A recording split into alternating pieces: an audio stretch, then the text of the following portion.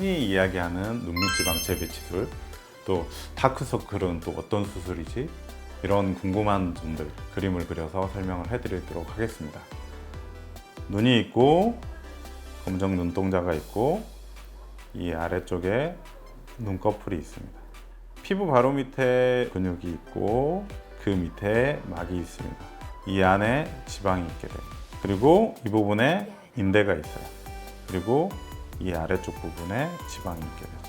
정면에서 보게 되면 눈이 있게 되고 이 눈동자 밑에 지방이 이렇게 배치를 하게 되고 경계 부위에 인대가 있게 됩니다. 그리고 이 부분에 지방층이 있게 되는 거죠. 이 지방이 이 지방인 거고 이 인대가 이 인대인 겁니다. 사람들이 점점점 노화가 된다든지 또 유전적인 영향에 의해서 볼록하게 튀어나오게 되는 거죠. 또한 우리가 많이 웃고 표정을 짓고 하다 보니 이 아래쪽 부분이 이렇게 좀 꺼지게 됩니다. 그래서 튀어나오고 꺼지고 하기 때문에 이게 어두워 보이는 지방성 다크서클을 이루게 될 수 있는 거죠. 이랬을 때 이제 수술을 하는 방법은 레이저를 이용해서 결막을 통해 들어가서 지방을 좀 빼줍니다. 이 빼낸 지방을 이 인대 부위에 약간 박리를 해서 살짝 넣어주게 돼요. 하지만 이 지방으로 이곳까지 채울 수는 없습니다. 따라서 이 부분을 지방 이식으로 채우게 되는 거죠. 실제로 젊은 사람들의 경우는 이것만 튀어나와 있을 때에는 이 지방 제거와 눈물고랑 인대만 교정을 하는 거고, 앞볼의 위축이라고 해서 이렇게 들어가 있는 경우는 지방 이식을 하게 됩니다. 연세가 많이 드셔서 피부가 굉장히 많이 늘어진 경우에는 피부 절제를 같이 하게 되죠. 또한 이 피부 절제를 했음에도 불구하고 지나치게 눈이 밑으로 처진 경우는 외안각 고정술이라는 걸 하게 됩니다. 수술 자체는 점차적으로 확대가 되는 거기 때문에 빨리 상담을 하셔서 수술을 받으시는 게 도움이 됩니다. 이렇게 이제 하는 수술이 우리가 흔히 말하는 지방 재배치술이라고 하는 겁니다.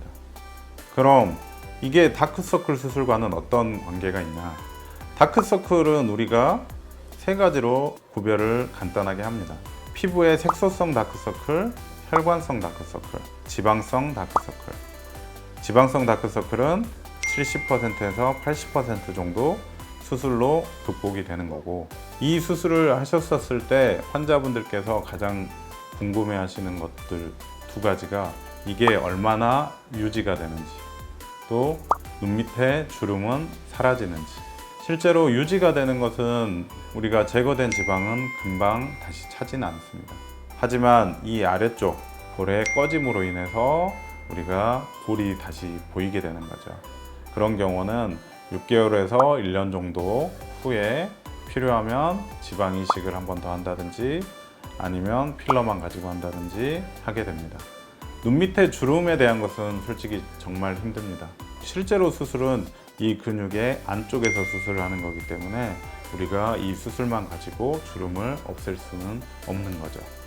하안검 수술이라고 하는 것은 실제 이 눈 아래에 있는 모든 수술을 하안검 수술이라고 하는 거기 때문에 하안검 수술 안에 지방 재배치 수술이 있고 다크서클 수술이 있는 겁니다. 실제로 상담을 통해서 본인한테 가장 필요한 것들만 골라서 수술을 받으셔야지 회복 기간도 빠르고 만족감을 얻을 수 있기 때문에 상담을 통해서 어떤 수술을 하실 건지 결정을 하는 게 도움이 될 것 같습니다. 이상으로 닥터뷰티 의원의 염탁기 원장이었습니다.